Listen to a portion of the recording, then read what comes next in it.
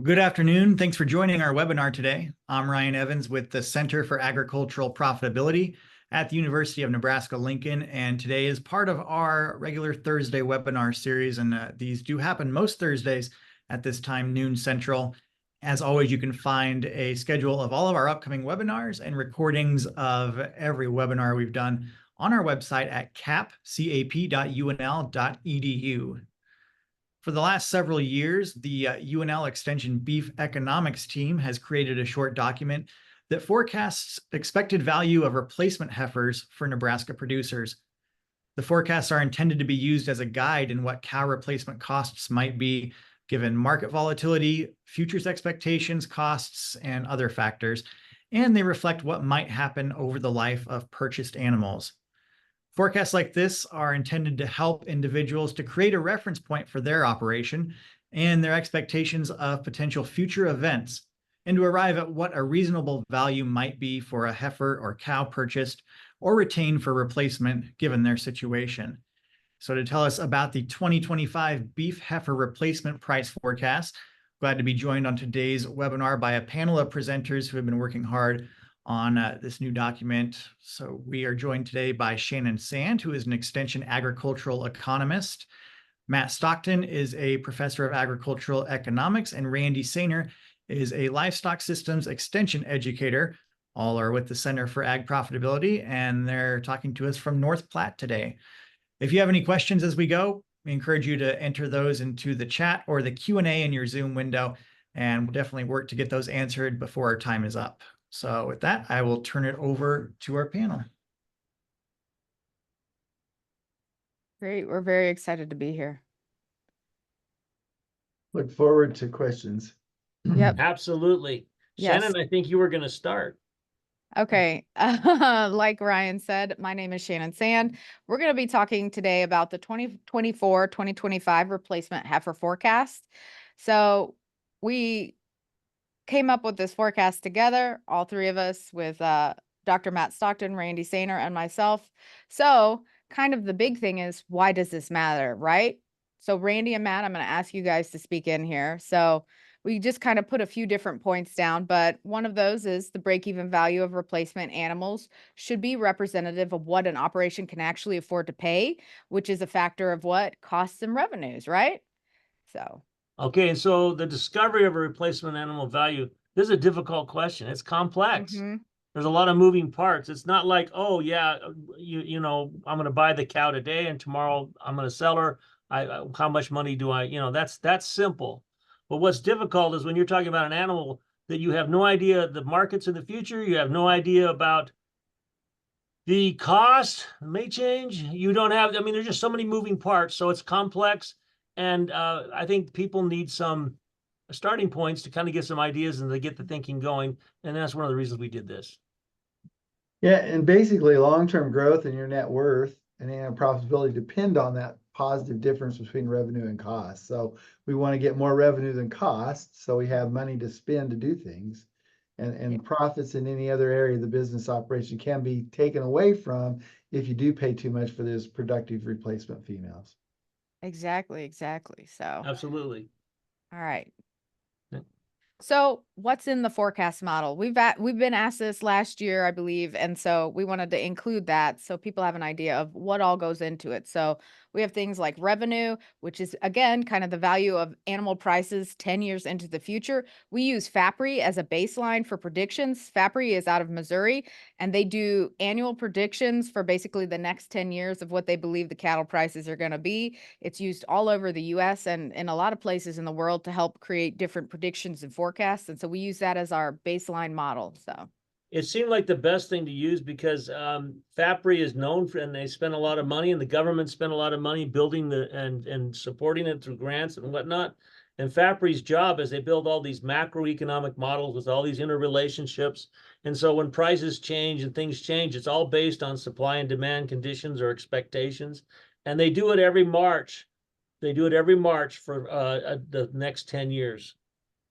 And the other thing this program is based on is production, biological, environmental information from our GSL data up at our ranch in Goodmanson. And it's based on both the cow age, the size, how a cow has a different size calf as she gets older, and then as she gets real old, then it decreases in size. So all that's figured in the model.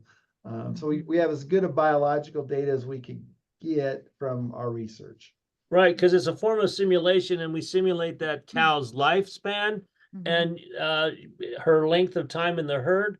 And that's also based on the cull rate, which is, one of the things we talk about cost. The cull rate is very important. How you cull animals and their cull rate, that really determines, the length of time that cow has in the herd to pay back what you paid for. In other words, you buy a cow, now you want your money back, and then you want a little bit of profit probably as well. And so you got all this cost of production going on, you got all these other costs going on, but you want to also pay for what you paid for, because you got this replacement cost. And that sometimes people forget about the fact that, if they raise their animals, they think, well, I don't really have a cost. Well, yeah, you do, because you forewent selling that animal, you forewent all the feed that you fed that animal came from somewhere, all these kinds of things. So there's a cost to that. And so that also is, but the return on that really is dependent on your cull rate. In other words, your cull rate, if you cull more animals, she got a shorter period of time to pay back. Because if you, like 1/3 of your herd goes away every year, I mean, what's her probability she's going to be in the herd 4 years from now? Not very high. Right. And then 20% and then 14%. 14% are for what we call the low callers. The middle is for, was somewhat an average number. And then the 28% is for people that might call a little bit heavier than normal. And they may sell earlier too. They may sell the cow earlier. That may Correct, right. You never know what's going to happen. Every Right, year is different in right. the operation. So And so we wanted to provide three different, so we do 3 different levels of cull rates, and basically, which is basically affects cow longevity. So in other words, that allows that cow on average to stay in the herd so long. yeah.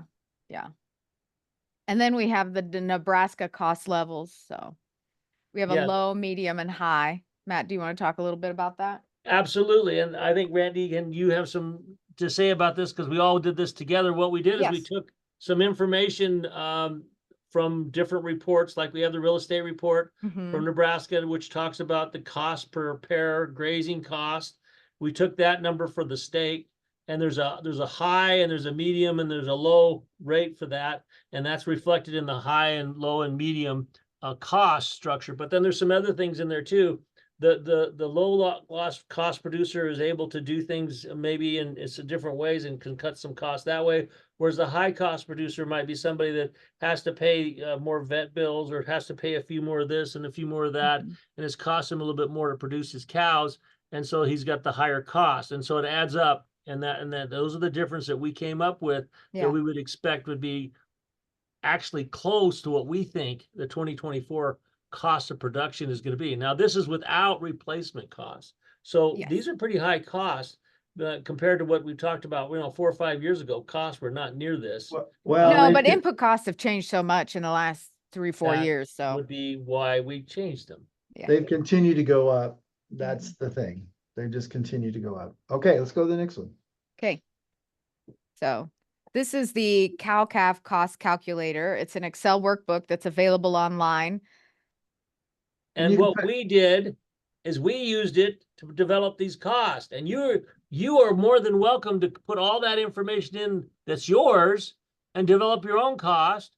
And then you can use that to calculate with some tables that we're going to show you, not today, but that are going to be in the big published report, that will show you what your break-even value could be based on the future costs and stuff that we talk about. Yeah. So Randy, do you want to talk a little bit about what goes into this? So yeah, you can put your so if you have an estimate of high and low, if you think, for instance, interest might be 7.5% or 8%, or it could be 4%, you can put that range in there and it'll calculate kind of an average for you. And you can do that with everything. Number of cows, we've got that in there. We've got the value of the replacement cows in there. The expected marketing cost to call those cows. So everything's in there, and you put a range in. And if you know about exactly what it is, you don't put in much of a range. But if you think you're not sure, you can put in a bigger range, give you a different average. And what this does, it provides a variability around what the cost might be. It gives you on a high and a low number, and it also gives you Yes. the most likely outcome, Yeah. okay, or the average, if you will. And so it's a good way to look at things from not a single number, but a range of opportunities or probabilities. Yes. You can do some Anything what else? ifs with it, which is nice. Next slide, I think. Okay. All right. So we created 9 scenarios basically. Now I will say this webinar, just because there are so many scenarios, we only focused on the FAPRI baseline projections with Nebraska costs and productivity inputs.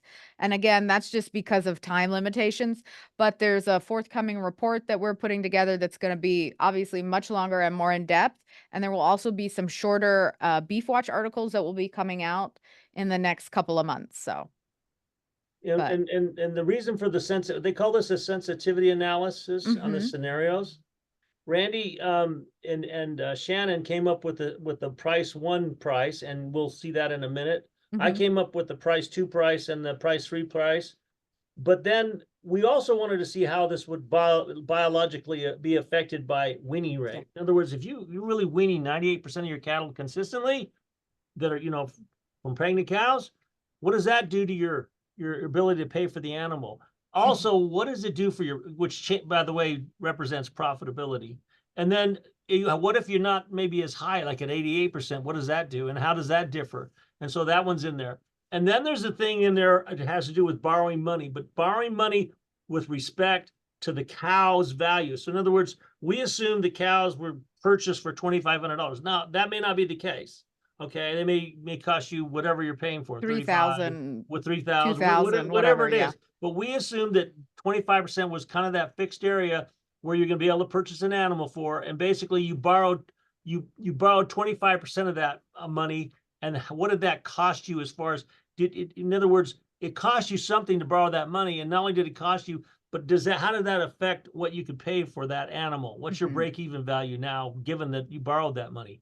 And then there's a 50% rate and a 75% rate. Right. So because there's a payback period for all this, and it's not just 1 year usually. Yes, exactly. All right. So these are the 4 price series scenarios that we used in this model.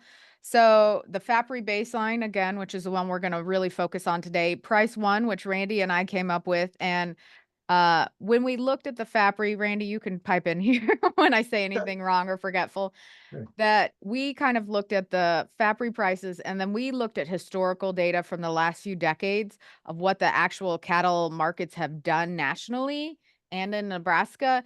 And so we based our assumptions off of historical data.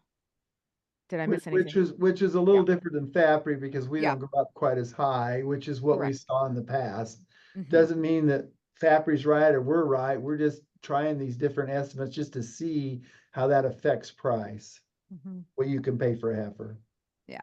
The whole point here is, and I'll say this, whatever you assume your payback is going to affect your break-even value. In other words, the revenue you receive from that animal, which will include the sales of her calf and her call value, Mhm. and then if she dies, obviously that changes the call value on the average for everyone. And so those prices are really important in determining what her break-even value is. So this price, in other words, the higher prices go and the faster they go and the longer they are higher, the more you'll be able to pay for the animal, just because you know the nature of the fact that your revenue is increasing, assuming your cost is held constant. Now, we haven't talked about cost, but that's kind of, so each one of these scenarios is different and is going to give us a different answer. So it's something to look at. So if you come along and get the big report when we finish it and look at this and say, I don't really like the FAPRI scenario. I like more, the Randy and Shannon scenario, which is the number, the red line. And so I really like the results from that. Or if you say, well, you know what, I think the market's going to just basically be constant all the way across, and then maybe go down and really be bad, you really doom and gloom, then you're going to want to go with the scenario price 3 scenario. Mm-hmm. Anyway, I think enough said. Okay, that's good. But if you want, again, additional information and to see what these actual other price scenarios look like, that'll be in that forthcoming report. Or if you have questions, feel free to shoot one of us an email. The other thing is, let me make one other comment. If you decide that you have a price scenario and you really want to look at what your price scenario would do, Yeah. give Shannon or Randy a call and they can help you do it on the model, or I can as well. Yeah, absolutely. So these are break-even values, basically where the weaning rate is an average of 93% across that time. And then across the top here, we have low cost, medium cost. I want to say mid every time, medium cost and high cost. And then we have our cull rates at 28, 20%, and 14%, kind of like we previously discussed. So, And Shannon, basically this tells us as we have to call more. yes. And depending on the cost, it's going to Yeah. be lower every time, right? Yeah. So if you have a high cull rate and you're a low cost producer, it's saying 26.62 and some change is about what you can afford to spend in order to break even. And what's really, look at the high cost and 28%. It's It's almost very different. Yeah, Very different. it's It's not over even- $1,000. yes. Yeah. So it's big difference in there. And the same way with 14% or even the medium. Well, I think even the 20% in a low cost producer versus the 20% in a high cost, I mean, to me, that's a huge difference. That's Yeah. almost in half. And That if- is in half pretty much. Right, So, and if you're a really good producer that has, it's not calling as many, yeah. it really makes a big difference, almost double, not quite, but almost. Yeah, it does. We're going to show some slides here in a minute that'll show you for every dollar you can save in cost, how much that's worth to you. We're also going to show you what every 1% or every single percentage of change in call value, how that's going to change. Go ahead, Yeah. let's go to the next slide though. So this is just a visual representation of that, which, is can be easier to digest. That's the words I'm going to use. So the dark blue is low cost, the red is medium cost, and then the yellow orangey color is high cost. And then again, we have that broken down by cull rates. So either 14, 20, or 28%. And you can see, Matt, I don't know if you want to talk about this again, but if you're looking at the low cost producer at a 14% cull rate versus the low cost producer at a 28% cull rate, I mean, that's considerable difference. $1,300. You can see the difference, it's very visual, and I'm a visual learner, so I like the graph, but you can. Well, and that's good because Randy keeps us on a straight and narrow. I mean, we're economists. He's an animal scientist, and he straightens us out all the time. Yes, we Now, need that. the thing other too is that looking at the 14% call rate just within the call rate itself, Right. you went from $3,600 and some change to $2,500 within that 14%. So you didn't change your call rate, but what you did is you changed your cost. So what you're saying is that $1,337, you can only pay $2,500 for the animal. In other words, if you have a high cost producer with the low call rate, you can pay up to $2,500. Right. Now, And that if high you got- cost may just be you have expensive ground or whatever other input costs are really high. Right. So But depending on where if you're you have a located. call rate of 28%, you can only pay $1,600 for Yeah. that animal. So it gives you an idea of, when you fit your costs and some other stuff. Now, in the years past, we put together a table that shows you that, and you can calculate that, and we're going to do that, but that'll be in the large paper. Correct. So. All right. Can I move on to the next one? Absolutely. Okay, because I think this one's really cool, and the next few are to me where I see a lot of value personally. So this is looking at those dollars increased or decreased in that break-even value for each percent, and I'm probably going to need Matt and Randy to explain it better than I will.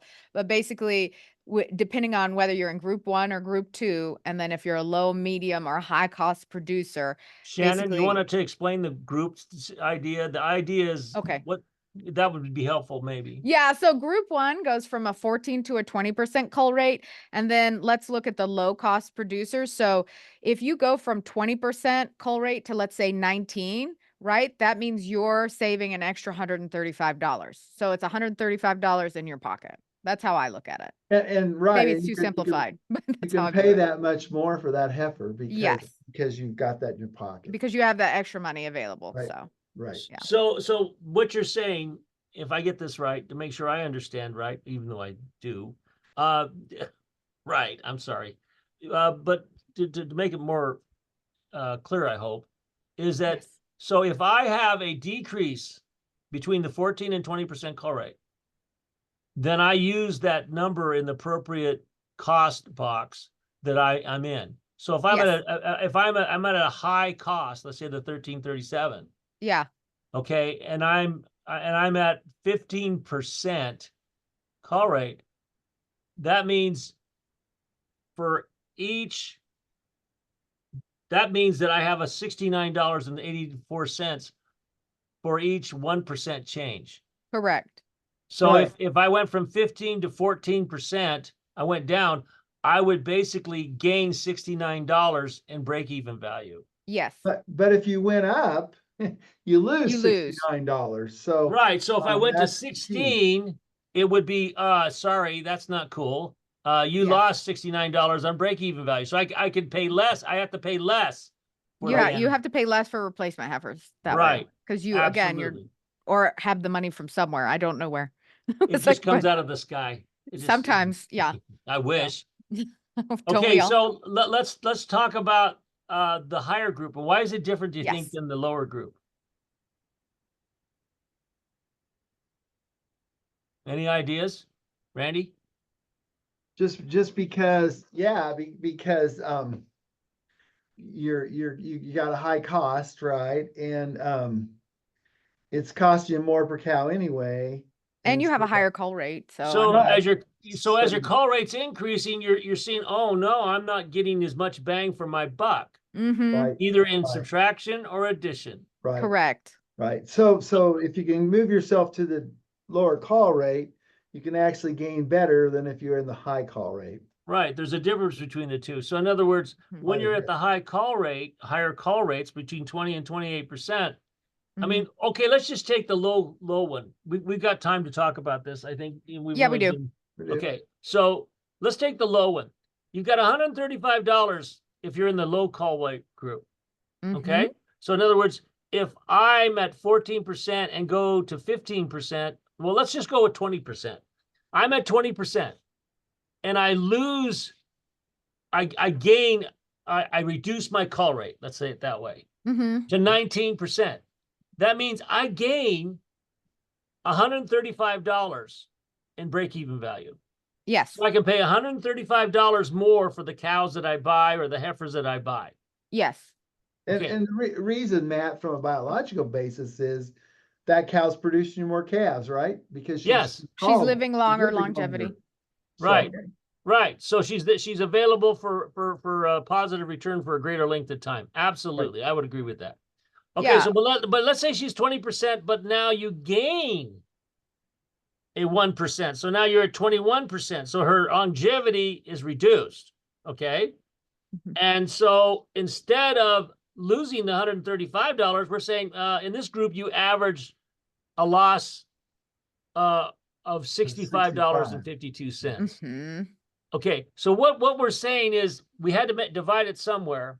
It's obviously not that big of a drop off, but if you got to talk about a group and make it work, there is a drop off there. And basically, you're saying you get a less return for losses or gains in call rates Mhm. at the group two, at the higher, between the 20 At and the higher level. 28%. at the And you higher get a level. higher one at the lower rate. So it's important to recognize that. So, but the point is, you're still getting a gain or loss based on your call rate change. Mhm. That's what's key to remember, don't you think, Randy? Yeah, so Matt, if you're selecting heifers and you're getting heifers that are gonna last longer, all that basically says is you can spend Pay more more. money for them, right? But Right. if you're already pretty high in call rates and they just reduce you a little bit, you can't spend near the money you could if you've already got a pretty good call rate started. The And- call rate at the call rate in the second group at the high call rate doesn't have as big effect as it Right. does in the lower call rates. Right. Until you get under that 20% mark, or So the right better at that 20%. right, Yeah. Shannon. So the better manager, not better manager, the better you manage your call rates or control it or keep it small, according to this, then you get a bigger impact when you reduce it even more. But guess what happens at that lower rate? It's harder to reduce.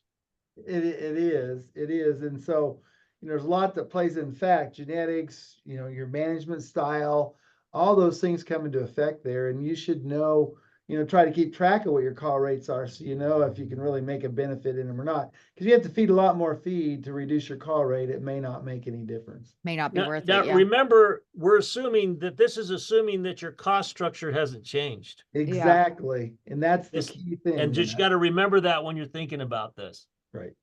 Yeah, because if you go from, well, I was gonna say, if you go from a low to a medium cost, producer, depending on your group, yeah. Obviously, in the mind of the producer and in my mind, I can see the numbers between 135 and 101 changing as you increase in cost. Mm-hmm. Okay. In other words, this goes from 135 to 130 30 something to 120 something to 100 to be in this cost value area, which we're Mhm. going to talk about here right now. Next. Yeah. Okay. All right. Now we're talking about changes in dollar value. So Right. the replacement rates are constant. And so now these numbers are a lot different, aren't they? A lot smaller. Yeah. Yep. Okay. Because we're talking about a single change in dollar cost, right?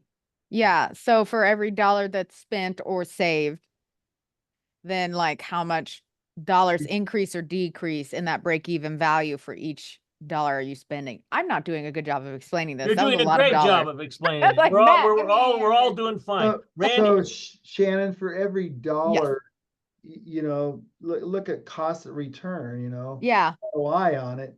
So if you reduce your cost $1, you get $3.41 in benefit. Correct.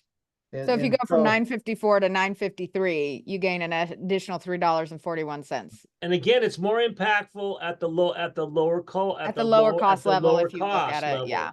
yeah, And it's this is a- and look at us, it's also more impactful at the 14% level than it is the 20% level. yes. Yeah, And there's the a dollar 20, which is difference. consistent with the table that we saw previous. Earlier. Okay.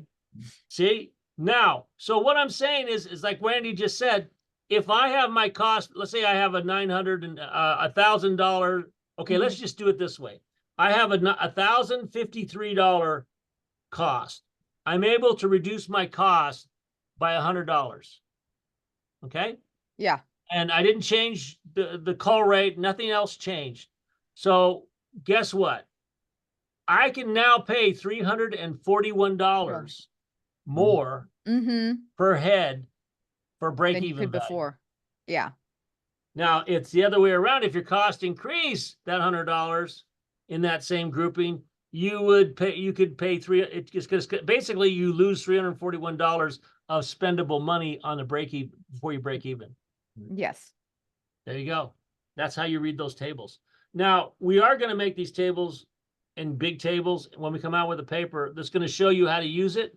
And I might even make a calculator where people can just put numbers in and it will give them this value. Okay. Or give them not this value, but we'll give them their actual break-even value. So they don't make it easier for them. But you need to understand this concept. This is called the marginal concept. In other words, how much, so in other words, if it costs you something to do this, you got to take that into account with the value of the gain. Mm-hmm. And that's what's key to remember. Anything else, Randy? Shannon? I think we've covered it well. Yeah. I just think this table is like really important when you're looking at, again, those dollars spent and then the dollar value you get back. Cause I mean, if you're in the situation where for whatever reason you have a high replacement rate of 28%, you're also in the high costs, I was going to say spending, but high cost category, you spend $1, you save $1, you've got $1.51 rather than if you're in that lower replacement rate, that's $2.58. I mean, that's $1 difference. So So yeah. every dollar you can save in cost, assuming productivity is unchanged, but you're at the rate, Yeah. you're gonna get $1.51 Yeah. back in break-even value you can pay for. In other words, you can pay $1.51 more Extra. for that Yeah. for that animal. Yeah. So putting selection pressure towards or trying to reduce your cost is really important, but also if you can bring your cows to a higher or a lower replacement rate, you can do good things both ways, right? Right, Yeah. and that's kind of tell you there. So Oh, and that's we why have a it's so question, tricky. Matt. Yeah, we do. Can I throw it at you? Yeah. Please. Okay. Does the cost continue to rise at even lower cull rates? Someone says they have a rate of around 5 to 10%. Of culling. Cull rate, yeah. Okay, is that for every year, or is that just one time? And you got to think, okay, because here's the deal. If you're replacing 5% of your herd, your cows can't live long enough to replace 5% every year. Okay, it's not physically possible, because at 5%, they would be 20 years old or 20 some years old before they left the herd. And that would be because it's just it's not mathematically viable. It doesn't work. You can do it once in a while at the 5 rate, and 10% is still even a little low. But if your rate is lower and it goes lower than 14%, and like, so for that, say for that particular cow, it's below 14%, then yeah, you would save some. It may not be this exact value, but it will be a value that you will be able to pay more for that animal. So in other words, if an animal is let's say you buy an animal and it's guaranteed to live 12 years. Well, are you going to be willing to pay more for that than you would for an animal that who knows how long it's going to last? You see, there's a lot of value there based on the assurance that it lasts that long. So if you believe or convinced that this animal is going to live so long and you have a longer life, then you would be able to pay more for it. And that's why each individual has to balance this for themselves. They have to decide, okay, look, how long is this animal going to last? That's why we have the different replacement rates. And I'll give you an idea of what we find typically. And then, all right, so if it's going to last a long time, you can pay more for them. If they don't last a long time, you can't pay that much for them. And the shorter they last, or the less they last, or whatever you want to call it, the less value they have. And you can't afford to pay a lot for them because you got such a high turnover rate. You're buying and selling animals. And when you're buying and selling animals, you buy an animal, she produces a calf, and that pays you some back. The calf's worth whatever, but then she moves on. Then guess what? You only get call value. Now we're assuming that you get call value. Now, if you have a way to sell your cows for more than call value, it's going to change the whole game as well. Right, Randy? Yeah. So some people may sell them at, a younger age where they're still going to have 2 or 3 calves left and they'll bring more money. That would be different than just calling them because they can't produce anymore. Right. So that's going to change the break-even value. So that's the thing to remember. This is why it's a complex question. It's not a simple question. Yeah, we are holding a lot of things constant in these models. I was like, I know Matt kind of talked about that a little earlier, but there's only so much that we can account for when we're doing these forecasts too. Well, we can make it so complex that nobody would ever read the report. We want it to be useful, man. We want it to be useful. So you have to make a compromise and make it simple enough to understand and simple enough to make sense, and also simple enough that it has some value. Absolutely. So we go to the next slide. Oh, yes, we should. I've got a response there. Okay.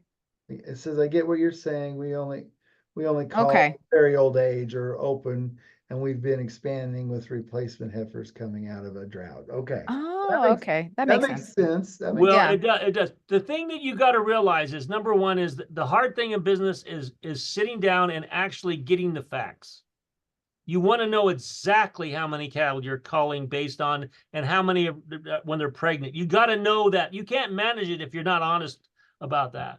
You can't manage, because if you're telling yourself, and I'm not saying this is what's happening, but you've got to, when nobody's around, be honest with yourself and be honest with the numbers, whatever they are. They may be good, they may be bad, doesn't matter to me. I'm just saying the only way you're going to really make good decisions is you got to have that factor in there. What is my actual call rate? How long are my cows actually lasting? Individual cows, what are they really lasting? How much life can I expect out of a cow? The reason we use this call rate the way it is, and I'll tell you how it works in the model, which is kind of a hokey thing, is this. We say the call rate is your average call rate over time, and that call rate's not going to change on average for the animals you purchase. Well, and we're holding the herd size constant too, if I recall correctly. Right, but yes, well, that has to do with replacement rate. Shannon. No, I know. So okay, I agree with you. Yes. So, but what I'm trying to say is, you've got to be honest about how long an animal's going to last in your herd. So if you go out and buy a bunch of heifers that are got a bunch of health issues and you didn't know it, and they don't last as long as your herd average does, you paid too much. You'll probably have paid too much for them. But if you buy a group of heifers that are like super genetics and you didn't know it, and you could have paid more for them because they would last longer. So that's all I'm saying. Well, and that's kind of, again, what these tables are about too, is like kind of giving you an idea of a range depending on where you fall as a producer, what you Okay. could potentially pay. Are we So, ready? I talked too much already. okay. All right. So at the end of the day, I think this is a really good question to ask. So why is this important? You know, and Matt and Randy put a lot of thought into this. We had a lot of good discussions, I think. So basically, kind of like some of these questions, a lot of this is what you think and believe will affect your decisions. You know, what do you think is going to happen in the future? You know, what do you see the market happening with the market? What do you think land prices are going to do? What do you think cost of feed's going to do? All of those things. And kind Can- of like can I solid make a choices comment on just that when don't you're done? occur in a vacuum, you know? So Go. Shannon and I have done some work about bias. Yeah. Okay. And this has to do with bias. What you think and believe is how you'll act on what you believe and think. That's why Mhm. you've got to make sure that your thinking is logical and based on facts, not just bias, not just what you believe. Or so you got to be very careful about this. And but what you think and believe will affect your decisions. So you got to be careful what you believe, and you got to be careful what you think. You got to think clearly, logically, and you Mhm. got to believe as close as you can to the reality. And if you do that, decisions will be better. Yeah. So Yeah, just using just information outside, your experience, like you said, can help expand your ability to make better choices. So maybe finding out about the heifers you're buying, a little bit more information, so you might be able to predict the longevity better. Or Yeah. we know if we're saving heifers, how long those heifers last. And if you start having to call a bunch, you might want to look at your genetics and stuff, because it's going to have effect on your bottom line. obviously, yeah, very Yes. well, very much true. The other thing is solid choices don't occur in a vacuum, as Randy was just pointing out. Mm-hmm. And using information outside your experience, which is Randy has also pointed out. Randy, you just pointed out everything. Sorry. It's just natural, no. Yeah, you're just naturally smart that way. I get it. Complex decisions require added information to reduce the complexity. And that's what Yeah. we've tried to do. And so this model, while it's got a lot of moving parts, we've reduced it down to the important factors. What are the important factors? What you're going to get from the cow, how much money she's going to make you, what the cow value of that cow is over time, how many calves she gets, those kinds of things. And we did that by using call rates and expected call rates. And so we simplified it, but it gives you a rough idea of how much you could pay, or the difference of value of animals, rather than just saying, well, I'm going to just go out there and buy animals because they're going for 3,500, so I'm going to pay. Well, that may not be the wisest thing to do. Anyway, the complexity can be reduced. And remembering this, the questions this question requires future information and knowledge. And Shannon, what is going to happen tomorrow? I have no idea. Neither do I. So yet we're predicting markets 10 years into the future. So there's going to be some. And so what did we do? We went to Fapri and said we use their prices and stuff. But you know what would be fascinating is if somebody was interested and they have a belief in what they know the market's going to do, to sit down with us and we would work it out and give you an idea. It would take you just a few minutes just to change your call rates around and figure it out, and give you an answer that might be more applicable. So if you're interested in that, let us know. Absolutely. And we'll be coming out with more information on this, and actually add some other key factors like borrowing money and stuff in our big report. So I think there's a lot more information we can give you. This is just kind of a tidbit or start of this is the overview. Just barely the tip of the iceberg there. So, all right. So are there any additional questions? Oh, will the report address buying bred animals? Well, That's a whole different model though, isn't okay, it? well, it is, but it isn't. What I thought, okay. What you need to do is if you're interested in accounting for when you say bred animals, bred, a week, bred 2 weeks 6 ago, months. a month ago, Well, Yeah. and 8 bred months cat, into pregnancy. I mean, if it's an 8-month pregnant thing, your value is going to be pretty close to buying a replacement. I mean, there is the risk of death and the risk of some things. I mean, calves at side, that would be a different ballgame. But you're going to have to look at that, and that can be looked at. And if you want to discuss that, I'd be more than glad to sit down and help you work out a spreadsheet for that. Okay. And we had a question. What's the equation to calculate your cull rate? Okay, that's a complex equation. I'm not going to tell you over the because you're going to quit listening. But So- basically, it's almost like a factorial. But I will, if you're interested in the equation, give me a call. I give you the math. I can even give you the spreadsheet with the equation, the thing, the basic, the thing on it. Okay. But basically what I did in this case is, because it's so complex, is that I had equal, in other words, if you start out with, I repeated that each year was the same, which is not realistic necessarily. Basically it had to be the same so that they mathematically would work out so that the cows could get old enough. Because what happens is, if you cull 2% here, 3% there, for some years, if they get the cull rate too low, your cows have to be like 30 years old. If you're not culling, because the rates aren't high enough to get for those cows to drop out, unless you have like a rule in there at 12 years old, we drop them. But even when you do that, you increase your cull rate. Okay, automatically increase your cull rate. So that's the way it is. Anyway. So Matt, they could calculate their own call rate by number of cows they sell per year divided by the number of cows they have on hand. But again, like you said, it's going to change every year. It changes right? every year, and Some we have year to you hold it might constant. Right. And environment has an effect on this. So that's why Matt's Yeah. saying it's so complicated. But you could kind of calculate yours by doing that. You could also take your 10-year, you could take the last 10 years if you have the data. Yes. I'm talking, I'm not saying you want to do this, but you could, and you could figure out what your call rate is for 10 years, and you could see Take how the much average. it varied from year to year. Right. And you right. could see what your peak was and what your valley was and what your average is. Right. That would give you a really good idea of what you could expect in the long run. Yep.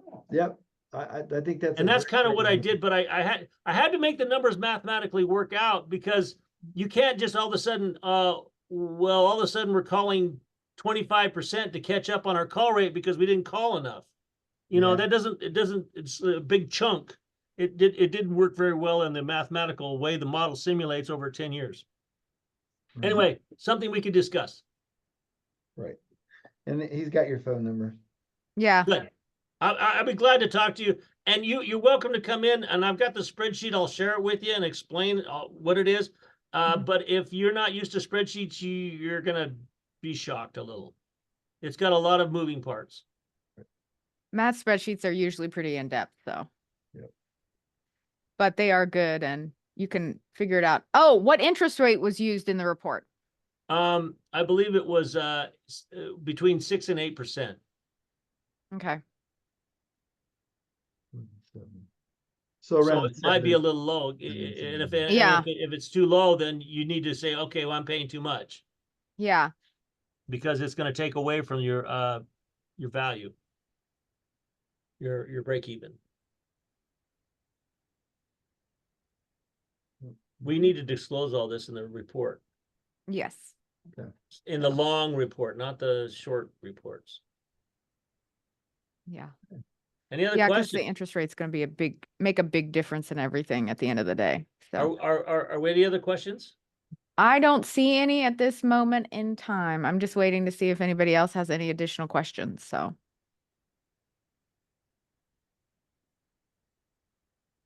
Okay. Thank you.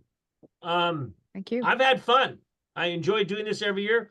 I'm hoping Oh, to. we did have another question, Matt. When Okay, is what the was it? report coming out? Okay.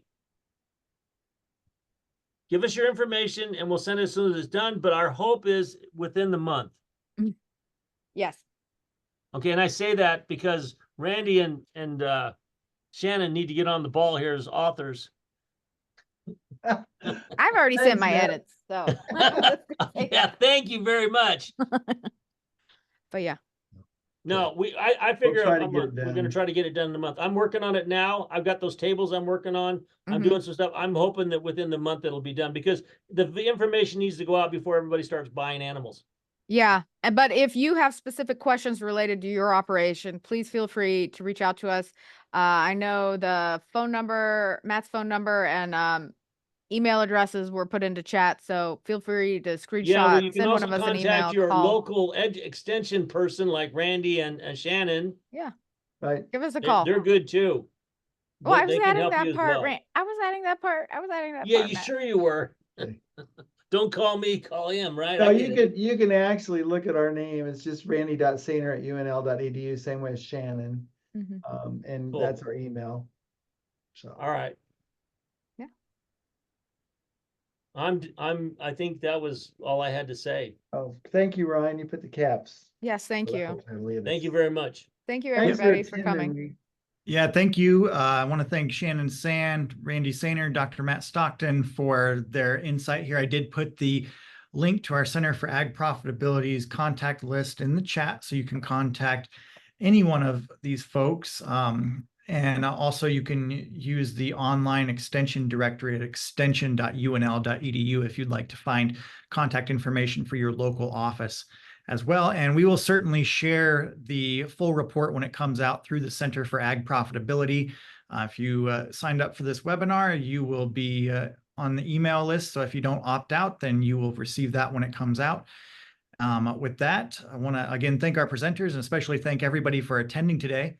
As you close out, you'll see a really short survey, your opportunity to provide some feedback to us on how the webinar went, what other kinds of things you would like to see us cover in these webinars. That's really, really helpful information for us. If you could just take 1 minute of your time to fill that out, we appreciate it. So thanks again for attending today, and I hope you have a nice Thursday afternoon. Bye-bye, guys. Good luck in all your endeavors, everybody.